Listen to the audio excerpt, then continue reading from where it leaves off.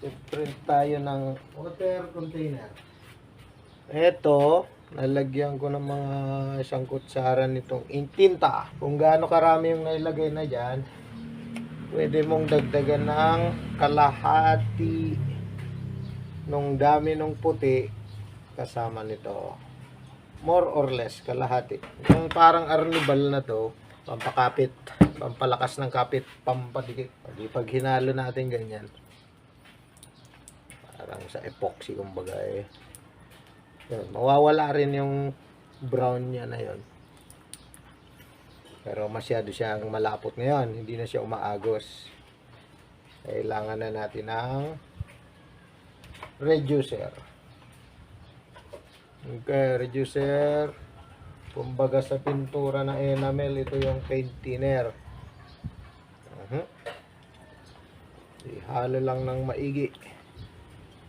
Itong pinaghaluan ko ilang beses ko ng ilang dosenang beses ko nang pinaghahaluan para lang makapag-demo ng dito sa binibenta nating machine. Pero bago pa man yan, magandang una na rin patakan ito. Reducer ulit. Patakan natin yung surface niya para madulas. Magandang dadaanan ng tinta mamaya pag i-print. Yan, medyo patutuyuin lang. Evaporate natin yung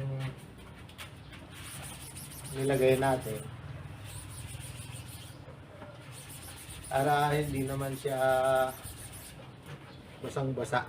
Pag nasanay na po kayo sa tamang viscosity niya, alam niyo na kung magkano idadagdag. Magandang ilagay yung mga rekado natin sa ganito para makontrol natin. Kasi pag binibili po ito, nasa lata po siya. Kahit butasan mo ng pako yung lata, ang kaso nun, mabigat naman. Haluin ng maigi. Pag nagpiprint po, maganda yung may tigahalo, may tigaabot. Mahirap yung nag-iisa yung printer. Kagaya ko ngayon. For demo po ito, dun sa bumili nitong machine natin. Para yung mismong pinagawa, yun din ang gagamitin natin for demonstration para mas komportable yung marami na po tayong video sa YouTube nito para ulit-ulit lang naman at maganda na rin may panibago para may dagdag yung videos natin sa YouTube at saka sa Reels ang Facebook. So halos ayos na, pero pag maramihan na kasi magandang may tigahalo. Okay. So dito ko nilalagay na ang malabot. Yan, tapos ipa-flood na gano'n. Oh, di ba palaman na yan? Ready? Kahit ganyan lang kabagal, pwede. Ulitin natin. Isang ganun lang isa pa.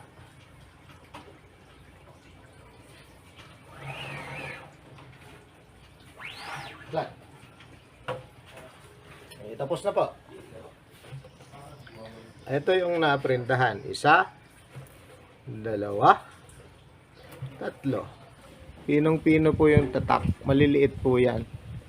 Kumbaga sa font, yung maliliit na yan nasa baka 12 points o 14 points lang yung mga yan. Yung sa customer's name, sabi. Sabihin na natin mga 16. Parehas din lang. Manipis po yan. Maganda po yung kinalabasan. Ganun po kasimple yung pag natin. Pag imprenta. So meron na naman po tayong nabentang LSD water container printer. Ayan po. Papansin na yung pagtanda. Saka uulit-ulit dito sa ginagawa namin. Okay, susunod. Yung sa paglinis po. Maganda may maihandang ganito cardboard. No? Ito yung cardboard ng mga t-shirt. Ini-imprintahan din natin. O yan. Gagawin natin. Pwede natin ibalik dito para pag bumalik, halimbawa nagpahinga o natigil. Pwedeng ulitin ito. Pero siguro hanggang isang araw lang. Titimplahan ulit para yung ano niya, yung labnaw niya ay makuha. Kasi pag naiwan ito, itigas siya, mag-evaporate yung reducer niya. Kakapal.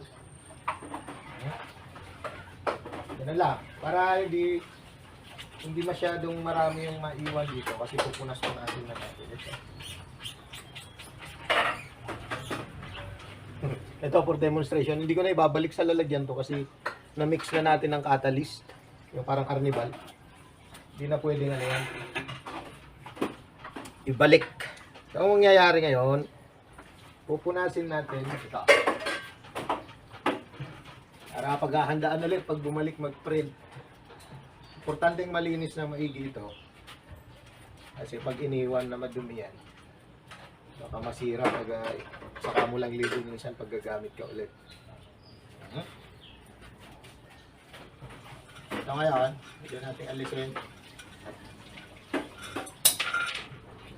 Yung ano niya, calibration nito, madali lang. Basta nakita naman yan. May video na po tayo no, kung paano i-align. Okay? Papabalik natin mamaya. Ngayon, ito rin yung panlinis, ano, yung reducer. Papatakan natin yan para lumambot. Punas-punasin natin ngayon. Para ma-pick up. Yung pamunas natin, yan. Kakapit dyan yung pintura, syempre.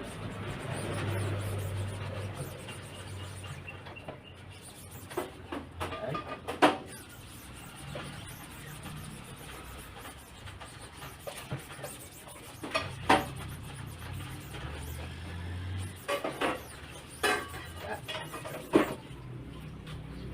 Ano natin yan? Ulitin natin pupunas-punasin.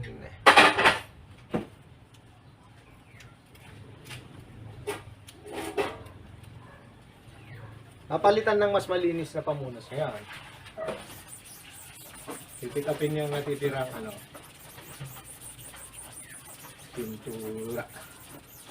Ink, tawag. Nag-away nun eh. Huwag daw pintura, ink daw dapat. Tapos, mayroon tayong tinakip na masking tape dito.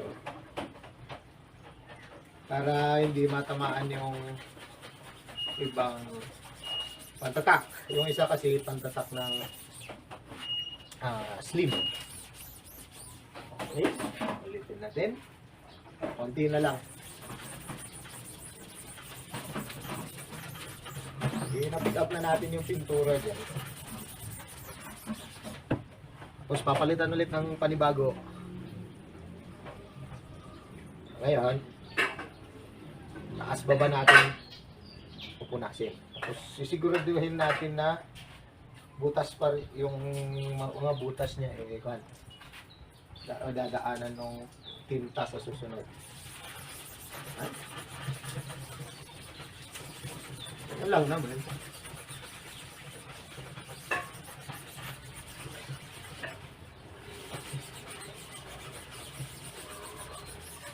Diba?